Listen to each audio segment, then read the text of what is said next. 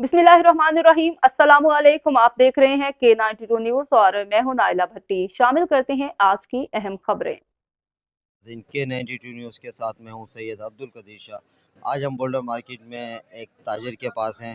इनसे पूछते हैं 2023 आ रहा है और 2022 जो ख़त्म हुआ उसके बारे में क्या कहते हैं। अस्सलाम वालेकुम। वालेकुम सलाम। आप खैरियत से हैं? जनाब आपका नाम? मेरा नाम तारिक रशीद। तारिक रशीद भाई, ये बताइएगा कि 2022 ख़त्म हो रहा है और 2023 की आमद आमद है, तो इसमें कारोबार के लिहाज से आप क्या कहेंगे? कारोबार के लिए सबसे पहले ये दुआ है कि अल्लाह हमारे मुल्क को, हम सबको कायम दामद रखे और रिज़्क़ में बरकत दे। जो साल गुजर गया उसको भूल जाए कि जो बुरे हालात है, ऐसे ऐसे बुरे हालात है जिसका कोई हिसाब नहीं है। अब अल्लाह से रहमत मांगते हैं हम, हमारे लिए और हमारे पाकिस्तान के सब भाइयों के लिए अल्लाह रहमत तंदुरुस्ती दे और अपने अपने काम की तरफ है कि दूसरे काम की तरफ कोई ध्यान ना दे। 2022 कारोबार के लिहाज से कैसा गुजरा? बहुत ख़राब गुजरा, बहुत ख़राब गुजरा। बस ये है कि अल्लाह ने सबकी इज़्ज़त रख ली। वो ऐसे ऐसे लोग मांगने आते हैं कि जो जो हमारी नानी दादी की उम्र के और मजबूर है, खाने को नहीं, अपने बच्चों को क्या खिलाएगी। बाहर निकली है मांगने के लिए, जो हो सकता है अल्लाह अल्लाह के नाम पे दे देते हैं। 2023 में आप क्या उम्मीद करते हैं कि कारोबार कैसा होना चाहिए? गवर्नमेंट को क्या पॉलिसियाँ अपनानी चाहिए? 2023 के लिए अल्लाह हमारे ये हुक्मरानों को कायम दायम रखे और इत्तेफाक की बरकत हो जाए। उस बरकत में हमारा सारे काम निकल जाएंगे।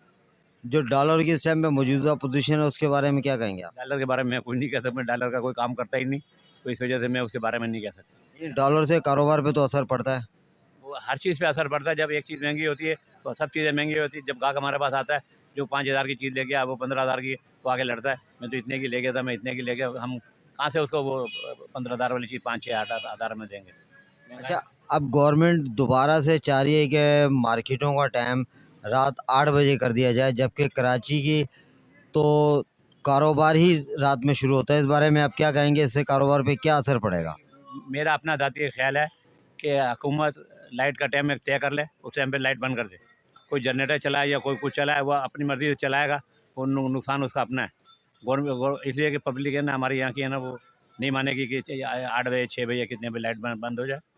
और ये अच्छा तारिक भाई, एक सबसे बड़ा इशू ये है कि गवर्नमेंट ने कहा कि इससे हमारी एनर्जी सेविंग होगी, तो लेकिन मसला ये है कि इस टाइम पे सर्दियों के दिन है, पंखे बंद है, एसी बंद है, तो हमारी एनर्जी तो वैसे ही बचत में है, तो फिर ये क्या इशू लगा रहे हैं?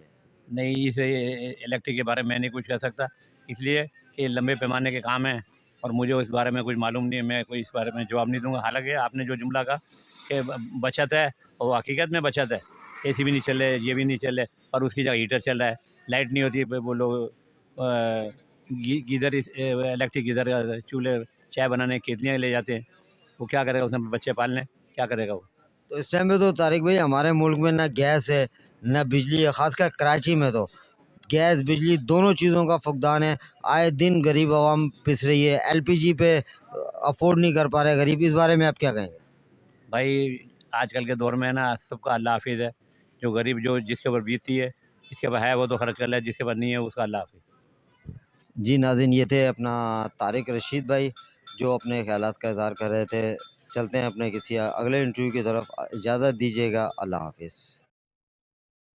अब तक के लिए इतना ही। मजीद खबरों और अपडेट से बाखबर रहने के लिए देखते रहें K92 न्यूज।